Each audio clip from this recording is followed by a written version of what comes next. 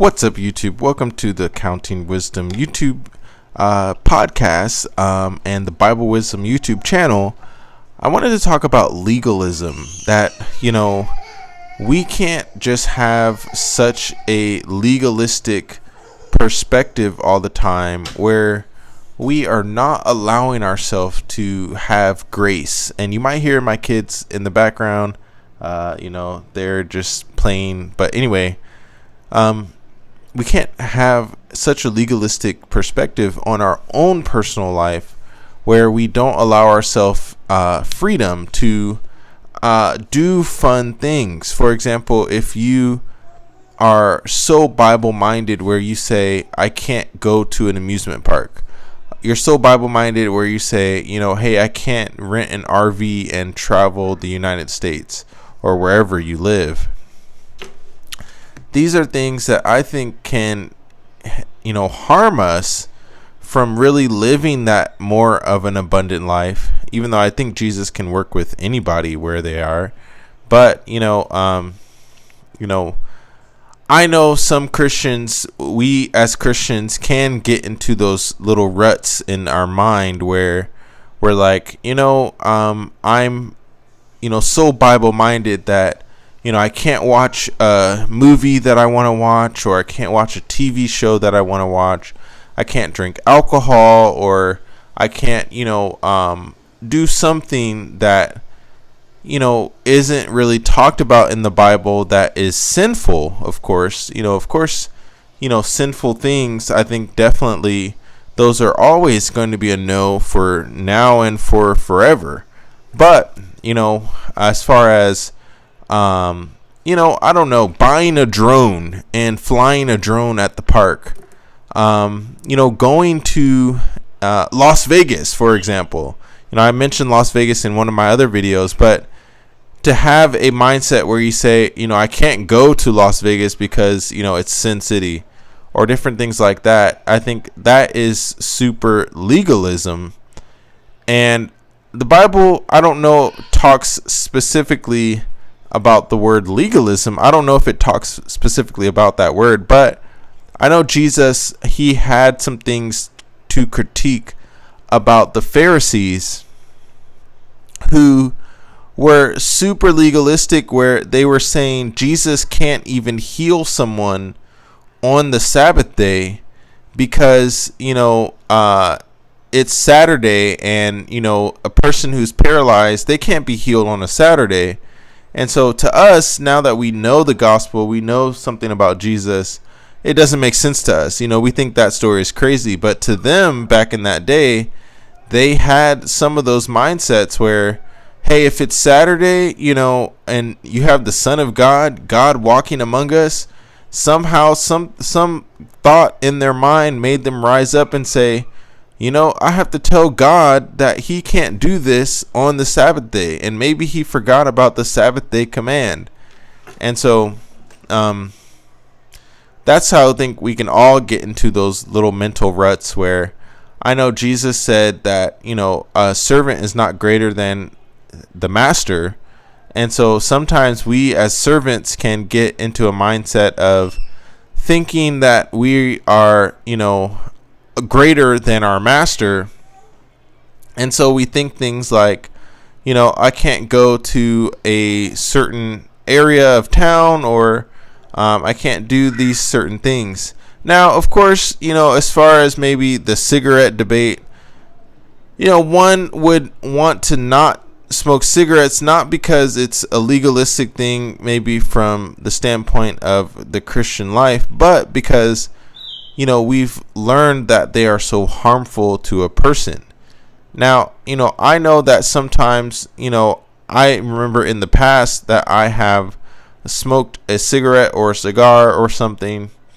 But I think what really challenged me to get on the path to changing, I don't know if I fully have, completely throughout my life until I die, will never ever be tempted in that area. But I know that one thing that has changed my heart is learning about the negative effects or the unhealthiness of certain things. And so, these are just little things that I think, can really harm us as far as living the Christian life and having a really legalistic perspective where, we're saying women can't wear jeans. I know that used to be a thing, back in the day where women couldn't wear jeans or they couldn't, say anything in church or something like that. And we have these little rules. Now, I do believe the Christian life has rules. I think one opposite side of this little perspective is that we can say there are no rules in the Christian life, and following Jesus is just completely free, and you can do whatever you want whatever you want, and that's not the Christian life either. And so God has set rules and boundaries, and I think all the rules of God are pretty much common sense in a way.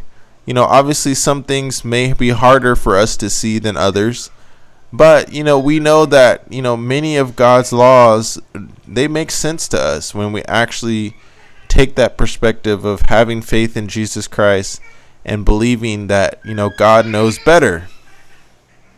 And so that's what I wanted to say in this video, is that as Christians, we cannot put ourselves in a box and say, like Paul was saying in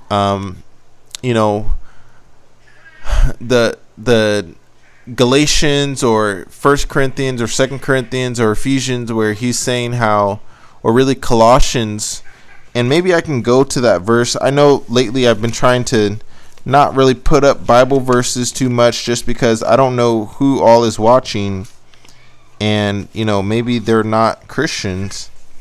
But anyway, maybe I can go to the Bible verse where Paul is pretty much saying that, why do we obey certain rules, and saying, do not touch, do not taste, do not handle. And, we are sort of trying to be these legalistic people in order to be more godly or more righteous. And so, let me find that Bible verse real quick, and we can kind of talk about that a little bit. Here we go.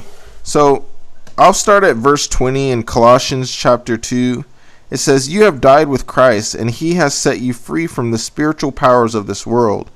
So why do you keep on following the rules of this world, such as do not handle, do not taste, do not touch?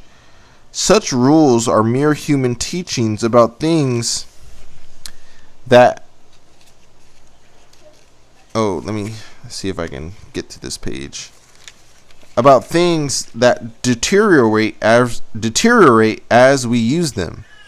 These rules may seem wise because they require strong devotion, pious self-denial, and severe bodily discipline, but they provide no help in conquering a person's evil desires."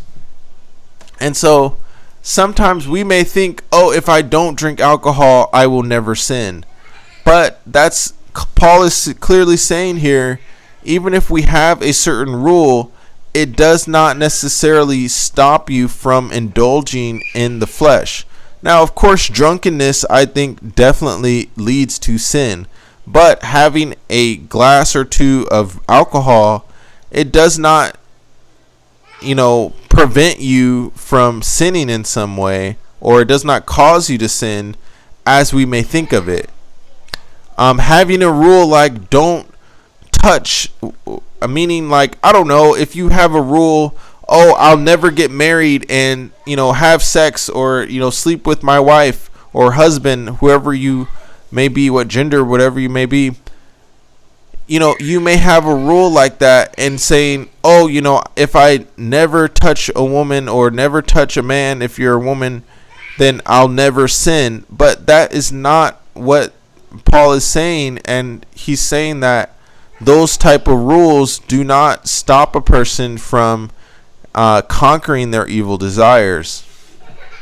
And I think we can all have different rules where we're like, if I don't watch maybe a PG-13 movie, that is have action in it, or have something in it, then I'm just checking on my kids here, but then I'll never indulge in the evil desires, and that's not true. And so we can always come up with different rules in order to try to conquer our evil desires, but God wants us to walk by the Spirit so we do not gratify the lust of the flesh. And so I think that's something that we have to learn, is how to walk by the Spirit.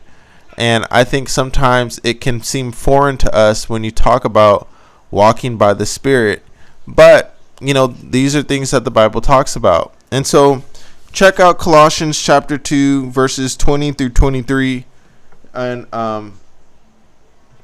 really get some insight into what I'm talking about. So anyway, thanks so much for checking out this video. Hopefully this was helpful to someone, and I will talk to you on the next one. See ya.